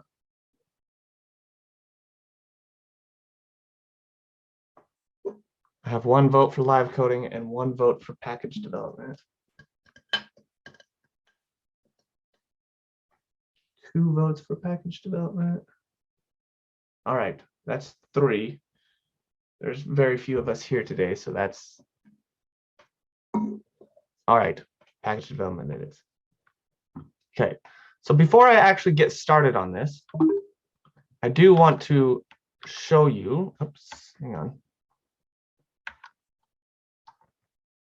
Switch my share. Our course website is FP for Functional Programming 2022.netlify.app. And if you go to dash, if you just come here and instead of 2022, you do 2021, that is last year's class. It looks exactly the same, right? The website looks exactly the same, but it's not exactly the same. If you go to the schedule on this one and you go to week 10, you will see, so you can see there's like an A and a B course, a Monday and a Wednesday. So for week 10, last year, these are the slides that I'm going to be covering now, okay? There's also a link here to the live lecture of that. This link is actually on ours as well, though. So if we go back to ours, if you go to week 10, again, you'll see there's already a link to the lecture there. Okay, so this is on package development. This will have everything. So we won't be able to get through everything today, but we'll try to get through what we can. And yes, it is on my YouTube channel also. Okay, here we go. So the agenda for this is basics of first package development. I'm going to talk about my first CRAN package, which is called SViz. It's for effect size visualization and creation, estimation. And then we'll actually go through creating a package. So I'm going to do this quick so that we can actually get to the live parts where you're doing it. Okay, so let's do this to start. Please copy this code and run it in your local environment so you have the things that you need to do this. And while you do that, I'm going to go refill my water real quick. All right, so why would we write an R package, right? The main reason is because we have at least one function, usually more than that. And when you want to bundle your functions together, there's 2 primary ways that you can do that. And the one we just talked about, which is sourcing your functions. The other is writing a package. And I kind of see these like this, right? There's like one direction where it's all sunshine and roses and pretty and beautiful. And then there's this other like really dark path that you probably don't really want to go down. And the reason I feel this way, and you can feel free to disagree. Some people will, and that's fine. But the reason to avoid sourcing is A, documentation is almost always going to be much more sparse than if you have an R package. With R packages, documentation can also be sparse, but there's at least a very clear way to write the documentation, and it's very regular that you'll write at least some basic documentation about your functions right after you've finished writing them or whatever. There's also directory issues, which can lead to reproducibility issues. So this is less an issue if you're using RStudio projects in the here package, but if your script says source and then it has a path that's hard-coded to a file, and I don't have that same file on my computer, I can't source it that way. So I've got to switch that code somehow, right? It could say source and then just have a file, but if I don't have that file in that same directory, then it's still going to be problematic, okay? So those are two main reasons. More importantly, bundling functions into a package is really not as intimidating as it sounds. Like when you first hear people saying like, yeah, I'm going to write a package, it's like, whoa, that's crazy. But I hope to demonstrate today in these next like 40 minutes that it's not as intimidating as it sounds. So I'm going to talk about my journey with SViz real quick, and then we'll jump into actually doing some stuff. Okay. So background, standardized. I was looking at effect sizes, and standard effect sizes are standardized mean differences, right? So this basically assumes that the two distributions are reasonably normally distributed, and that the mean is a good indicator of central tendency. And if these things don't hold, or if the variance is very different between the two distributions, then the differences in the means may still be valid in terms of an effect size, but that difference is going to be inconsistent at other points in the scale. So for example, if you imagine kids taking a test, the test ranges from 0 to 100, and you look at the mean difference between those two groups, you might find a specific value. But if you compare like the mean difference for kids who are in the lower third of the distribution, and the mean difference in the middle third, and a mean difference in the upper third, you might find very big differences. And this is important because substantively in educational research, we often care about places where we want to compare groups that are not the means. So specifically thinking about like statewide testing sort of stuff, you have cut scores that separate proficiency from not proficient, right? So I might want to compare students with a learning disability versus those without a learning disability at the cut point for proficiency and see what the difference is between those groups, okay? So really quick example, simulate some data. I'm going through this super fast because it doesn't matter that much. So these two distributions have a common variance. So they look exactly the same, right? These two groups have a very different variance. So if you imagine looking at the very bottom of this distribution, the mean difference isn't really that much. But if you look at like the 50th percentile, or say the 99th percentile, the 99th percentile of this low distribution here is at, maybe 14. Whereas the 99th percentile of this high group is way up here at like 18, okay? But the difference at the 50th percentile is maybe only like a couple of points, right? So that's the point. Different points of the scale you might see bigger or smaller differences between the groups. So I propose doing this binned effect size thing, which is basically just cutting the distribution up in some way and then calculating effect sizes in each of those bins. Okay, so it's binned effect sizes. So this is like when the variance is common, and you can see the average difference is basically the same. This is basically a straight line. So it's about 2 standard deviations below for the low group. But in the other example, that second one where the variance was not different, you can see that the difference between the groups grows as the percentile basically grows, okay, as you go further up the distribution, up the scale. If that doesn't make sense, that's okay. This was just like where I was starting with this package, okay? So I have this idea, and I want to do some stuff, but how do we get from this idea to functions to a package, right? That's what we're doing here, okay? So if we want to create a package, we first have to come up with an idea. And I have very purposely here crossed out brilliant. It does not need to be a brilliant idea, okay? You just need to come up with an idea. It could be anything, okay? And very importantly, it may be something that is helpful to just you, or it might be something that's helpful to you and a few people in your lab, and nobody else will ever use it ever, and that's totally fine. If it's helpful for you, great, right? One of the most common first R packages that people write, I think the first R package I wrote, are personal R packages that are just like, you know, they're not meant for widespread consumption. They're just meant for like little helper functions that I do all the time in my work, right? Second step is to write a function, or more likely a set of functions, right, that do that task, whatever it is. And so again, when we talked about all of our function writing stuff, we talked about, well, you don't actually start by writing a function, you start by solving the problem, and then you generalize it to a function, okay? So let's say you already have a function, now you're good, now you've done step 2. Third part then is going to be create a package skeleton. This line makes it sound a little bit like I'm talking about the base R package version of creating a package skeleton. That's not what I'm referring to. I really highly suggest the use of use this, which you just installed if you were following along, and you've probably used in the past for other things. The use this package is amazing, I think.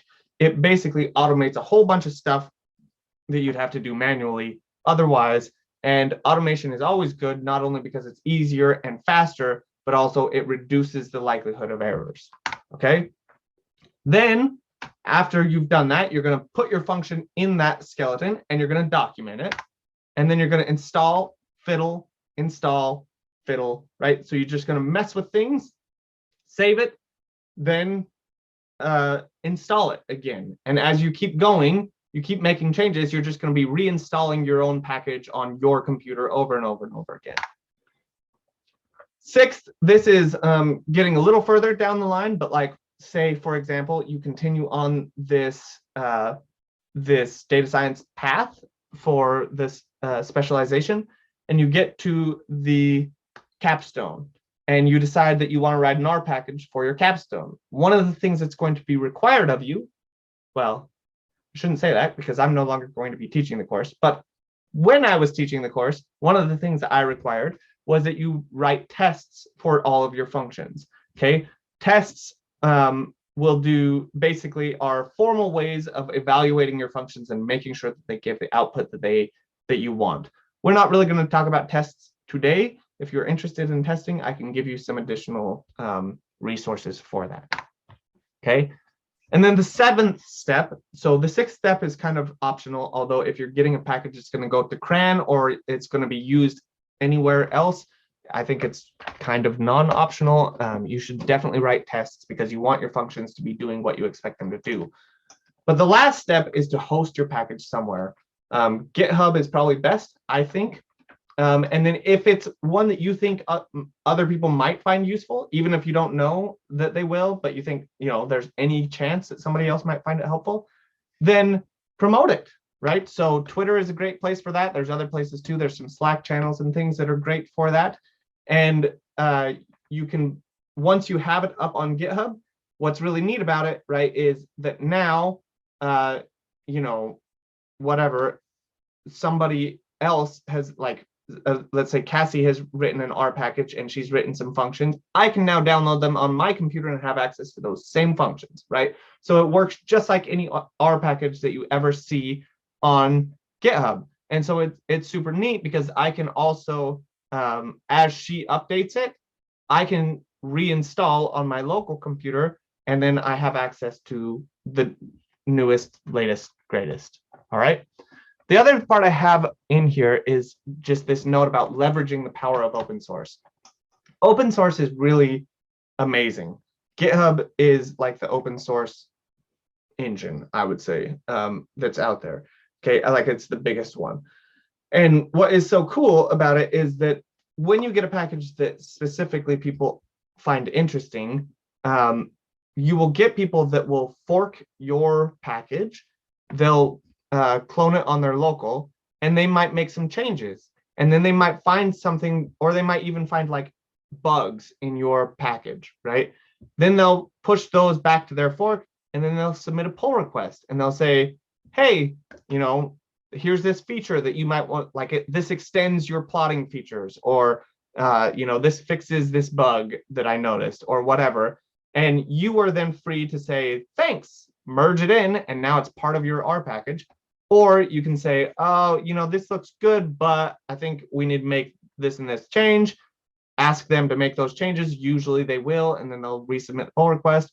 And other times you'll just say, you know, this is not really the direction I want to take this package, but I appreciate it anyway.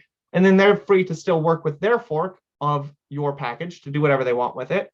But you maintain the actual package yourself. And so therefore, it's going to continue in the direction that you want it to. All right. One thing I will say about that, though, if you have people that are submitting pull requests to your package, they should also be listed as contributors to your R package. So I'm not going to go into this in too much depth today, but there are different roles for packages. So there's authors, there's maintainers, which is tagged by the creator, which is kind of unfortunate because sometimes the maintainer is not the creator, but they have to be listed as the creator to be the maintainer. And then there's contributors. Those are the main ones. Okay. So contributors are not authors. So they're not like, they don't rise to that level, but you are still you're still basically recognizing their contributions to your R package. Okay. And you can do that through the package description. Use tools to automate. That's the last thing. This is not really a step for any of these 7. It sort of goes throughout all of them. Okay. Another really good point. Check that nobody has had the same idea. I agree with this totally. If you're building an R package that you're thinking other people will use out there. However, if you're just building it for you, then who cares? Doesn't matter if other people had the idea. I think going through the process of building an R package is also a good idea just for the experience of it. And this is a link to a post that provides some other good feedback from the same person. Okay. More resources. So obviously we're not going to be able to get through everything in the next 30 minutes. But advanced R is great. We've been using it all course long. And then but specifically this R packages book, I think there's actually a V2 of it that's out there right now. Let's see. No. Okay. I thought this one was, oh yeah, okay. Yeah, there it is. This is the work in progress 2nd edition of the book. So I actually haven't really read the 2nd edition. I've only really read the 1st edition. But anyway, very good resource if you want to check that out. Our package. Okay, we are today, right now, in the next 30 minutes, going to try to write our own quick little R package. Okay, we'll keep it really simple. We'll report basic descriptive statistics for a vector. Okay, so we'll report the number of observations in it, the number of valid, so non-missing, the number of missing, and then the mean and the standard deviation. Okay, so we can have our function return a data frame. So let's just do this. Okay. What do you think? Do you want to try it, or do you want me to just show you how I did it? For time, maybe seeing kind of as far into your pipeline would be useful, at least for me. Okay, great. Okay, so this is how I decided to do it. Not saying this is the best way or whatever, but it is a way, right? I created a function called describe, which takes two arguments, the data that it's coming from and then the column name. So this column name is going to have to be passed as a string, given the way that I've written this function, because it doesn't use non-standard evaluation, right? So I have X, which I'm taking the data, I'm just taking the column name from the data. So this is giving me just the single vector. Then I'm computing the number of valid, the number of missing, the mean, and the standard deviation. And I put all that in a Tibble output. I got into this code styling for a while where I was aligning the equals. I don't actually really like that anymore, but whatever. So this all goes to this object out, and then we have out is the thing that's being output, right? So I could actually eliminate this too and do that, okay? So informal testing, I set a seed so it's reproducible, and then I create a Tibble where I say X is just R norm 100, and then df2, I have var miss, R norm 1000, 10, 4, and then I'm adding some missing data in there, okay? So because I've added no arguments to R norm here, the mean should be 0 and the standard deviation should be about 1. And then for this one, the mean should be 10 and the standard deviation should be 4. And this one should have 100 observations and none should be missing. So when I look at this for describe df1 x, I get 100 observations, 100 valid, 0 missing. The mean is basically 0. Standard deviation is close to 1. So we're good there. Second one that I'm testing, this one includes missing data. There are 1,027 observations, 1,000 that are valid, 27 that are missing. The mean is close to 10, and the standard deviation is close to 4. So we have some good informal evidence that our function is working as we would expect. Okay, so now we're going to actually use this function to create an R package. Okay, so I'm going to switch my share to over here. Can you still see my R session? Not yet. Okay. All right. All right. Now you can see it though, right? Yeah. Okay, great. So there's actually a couple of different ways we can do this. Now you can go here to a new project rather than use this. It does the same thing, but we can go new directory and then we can say R package. And I actually don't usually do it this way, so maybe I shouldn't demo it this way. But yeah, you can just say the package name. I'm just gonna try and see what it looks like.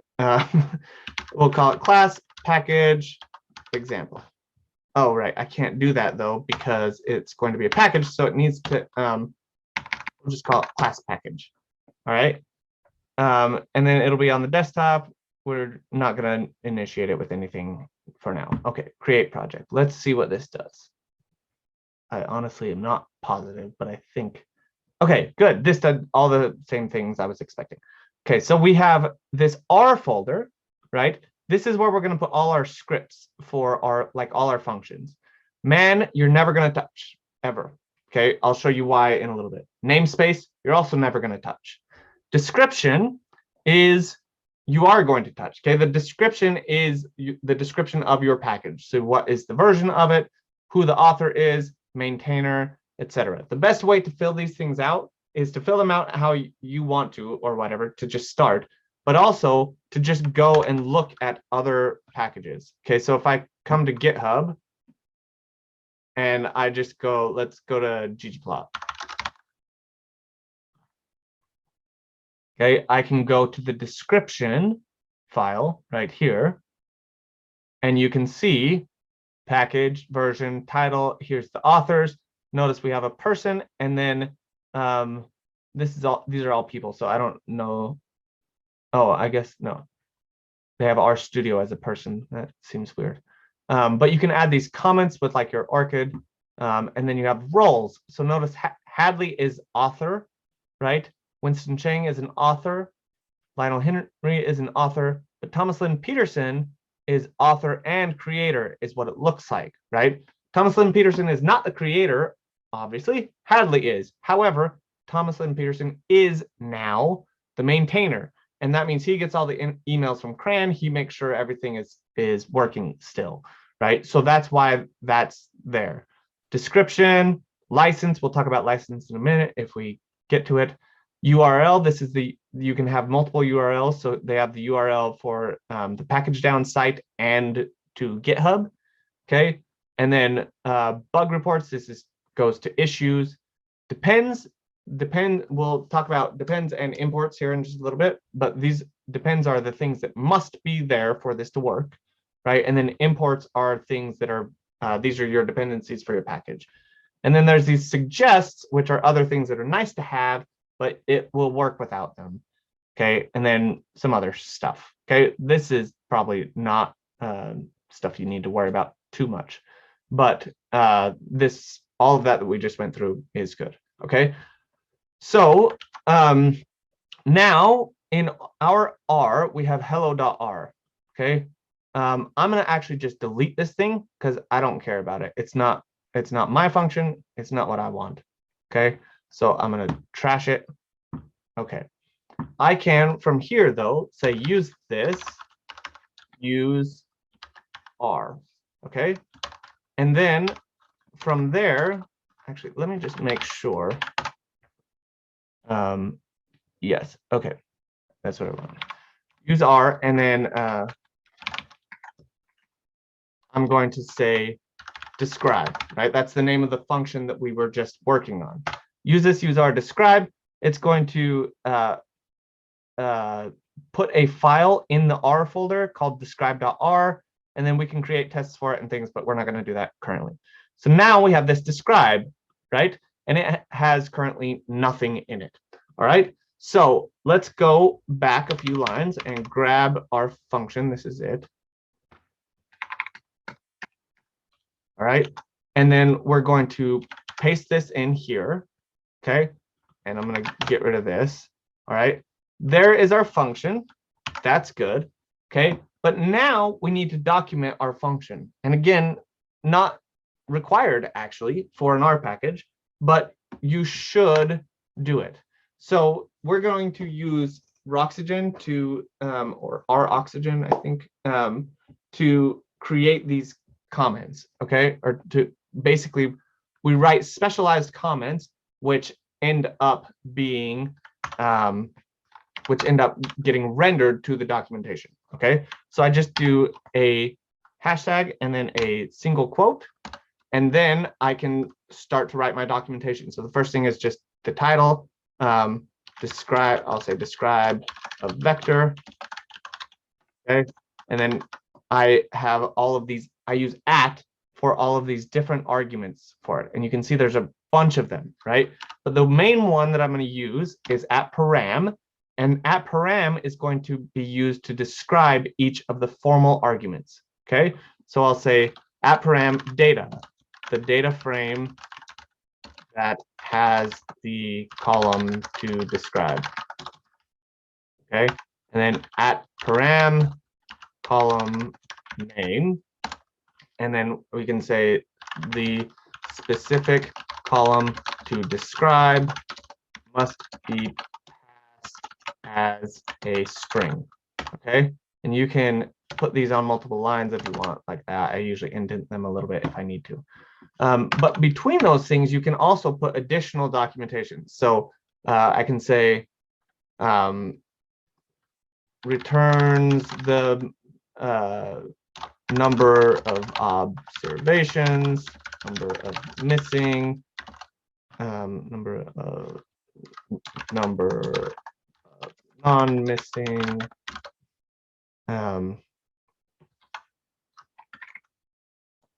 and the mean and standard deviation of any numeric column from a data frame. Okay, then we can do things like we could do @examples, okay, and we could provide some code below there for some examples. I'm not going to do that right now. I'm just going to stop with @export. Okay, @export is an incredibly important parameter. Okay, it's super important because if you don't write @export, that means that function is going to be internal to the R package, which means it will not be exported out and other people won't be able to use it. Okay, so you want any function that you want available to the user, and the user is often you, right? You want to export. Okay, the reason that is in there is because very regularly you have functions that build up to other functions, right? So I have 10 little functions, and then I have one function that calls all of those 10 functions, and I only actually want to export that one function, right? Those other 10 functions all just build towards that one main function. Okay, in this case we only have one function, but you get the point, right? So we say @export, I say and then down here I say DevTools document. Okay, I think there might be a way to do that here too. I don't know, I can't remember. DevTools document though will work, and it says loading class package, warning the existing namespace file was not generated and will not be overwritten. Okay, so that's problematic. So we need to come back here. I'm just going to trash this old namespace. I don't know why that was the case. Let's say DevTools document again. It's going to create the namespace for me. We can look at this namespace, but we're going to get a thing that says this document is read only. Okay, and so we don't really ever want to do that. Within man now we have describe and hello. I'm going to trash hello. But describe, this is again a read only because it's created by Roxygen, but basically all our specialized comments end up writing this code. Okay, and this is the code that ends up being rendered into the actual documentation. Okay, so now we over in this build pane, we'll say install and restart. Okay, and now it loads our package, and now I can do !describe, and you can see there's a different one from teststat. So we can go here, and here is our documentation, right? So now we have documentation for our function.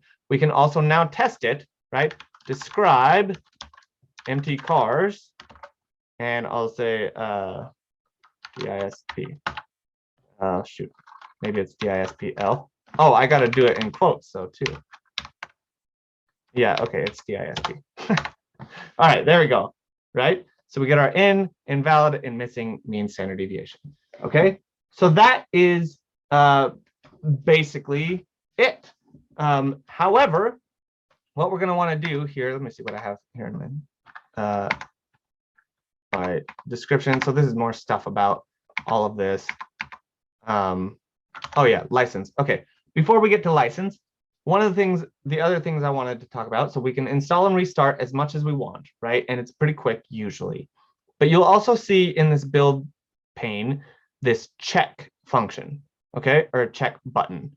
When I click check, what it's going to do is it runs DevTools check, and it's going to run through all the same checks that CRAN runs through when you submit your package to them. Whether you're submitting to a CRAN or not, this is a really good thing to do. Okay, it's going to check your package for a whole bunch of different problems and things that might be wrong.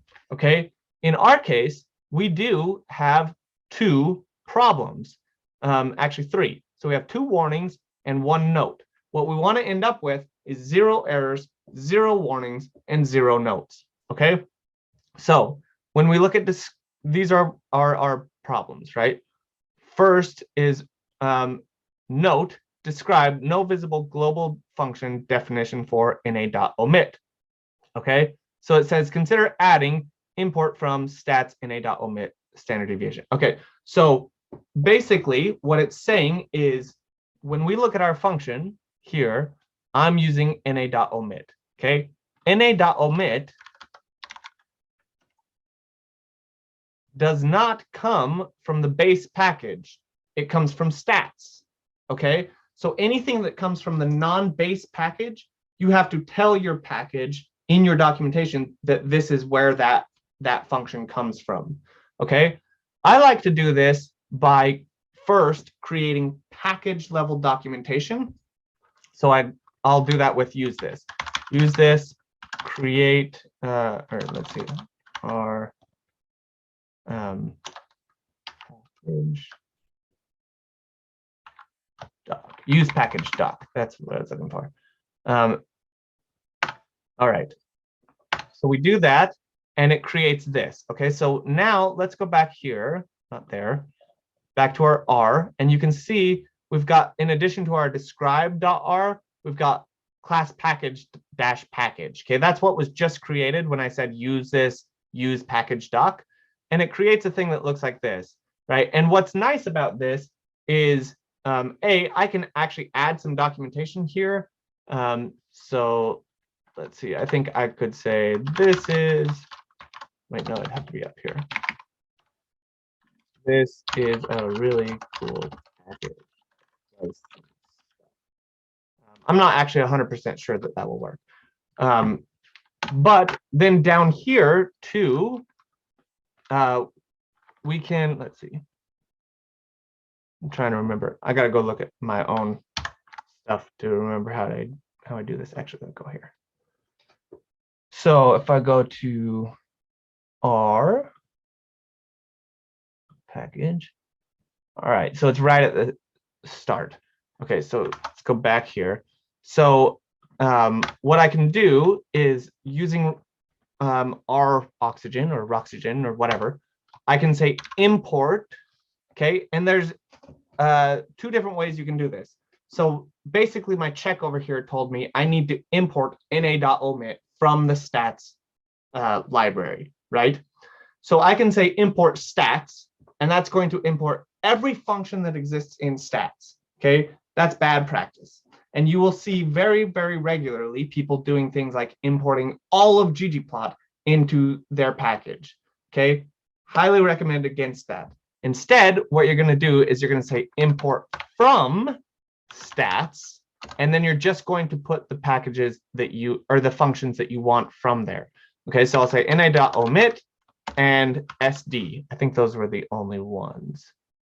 Yeah, na.omit and sd. Okay, but I also have to do one other thing, which is I have to tell my package that I'm going to use that package. Okay, so I say use this down here. So let me save this. Use this, use package, and then I just say stats. Okay, and then it adds that to my description. So if we go back to my description, you can see now it says imports stats. Okay, that's what it just added to it. All right, so that's good. And then now with my class package, I can actually import that. And I also have one more import from, which is Tibble, right? Because in my function, not there, I'm using Tibble. Okay, so I'm saying import from Tibble, and then that should be good. So then I'm going to use this use package Tibble. Okay, and then it's now we know that we have to use Tibble and we have to use stats, and then we're only going to import these 3 functions from them. Okay, so I'm going to go ahead and say DevTools document again, because that will run this part. Okay, and then I'm going to install and restart. Oh, we've got a problem.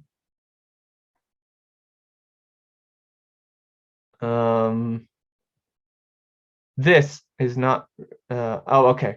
Yeah, so I've got, where does that go?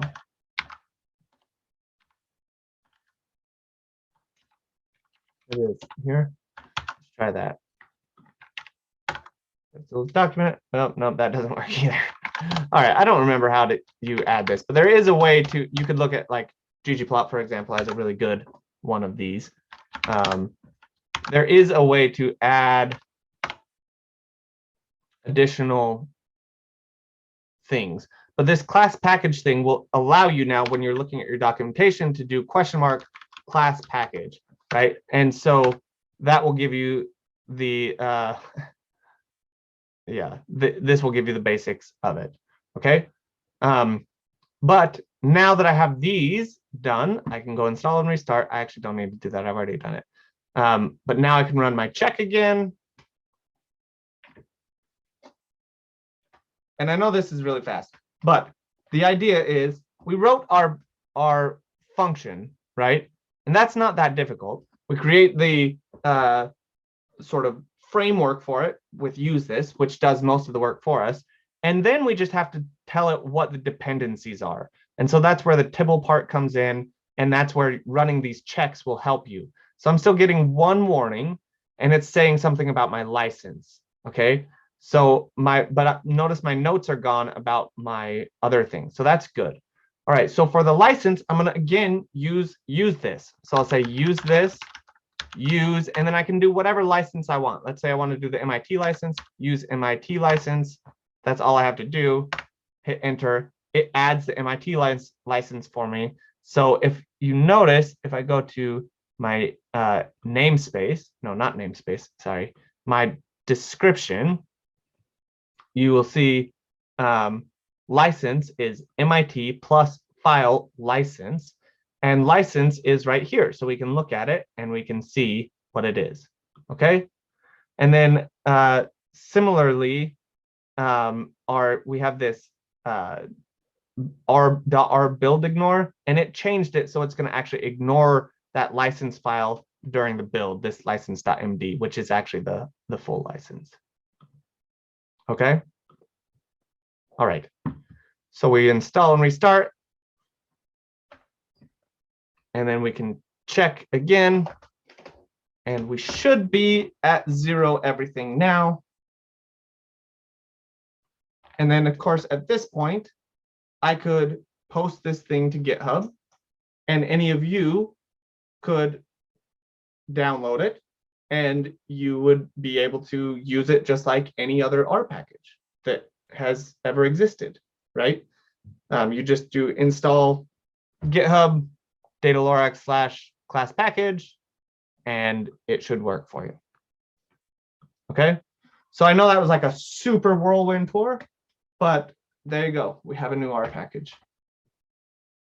All right. So, questions or comments? Any end of the term things? Anything?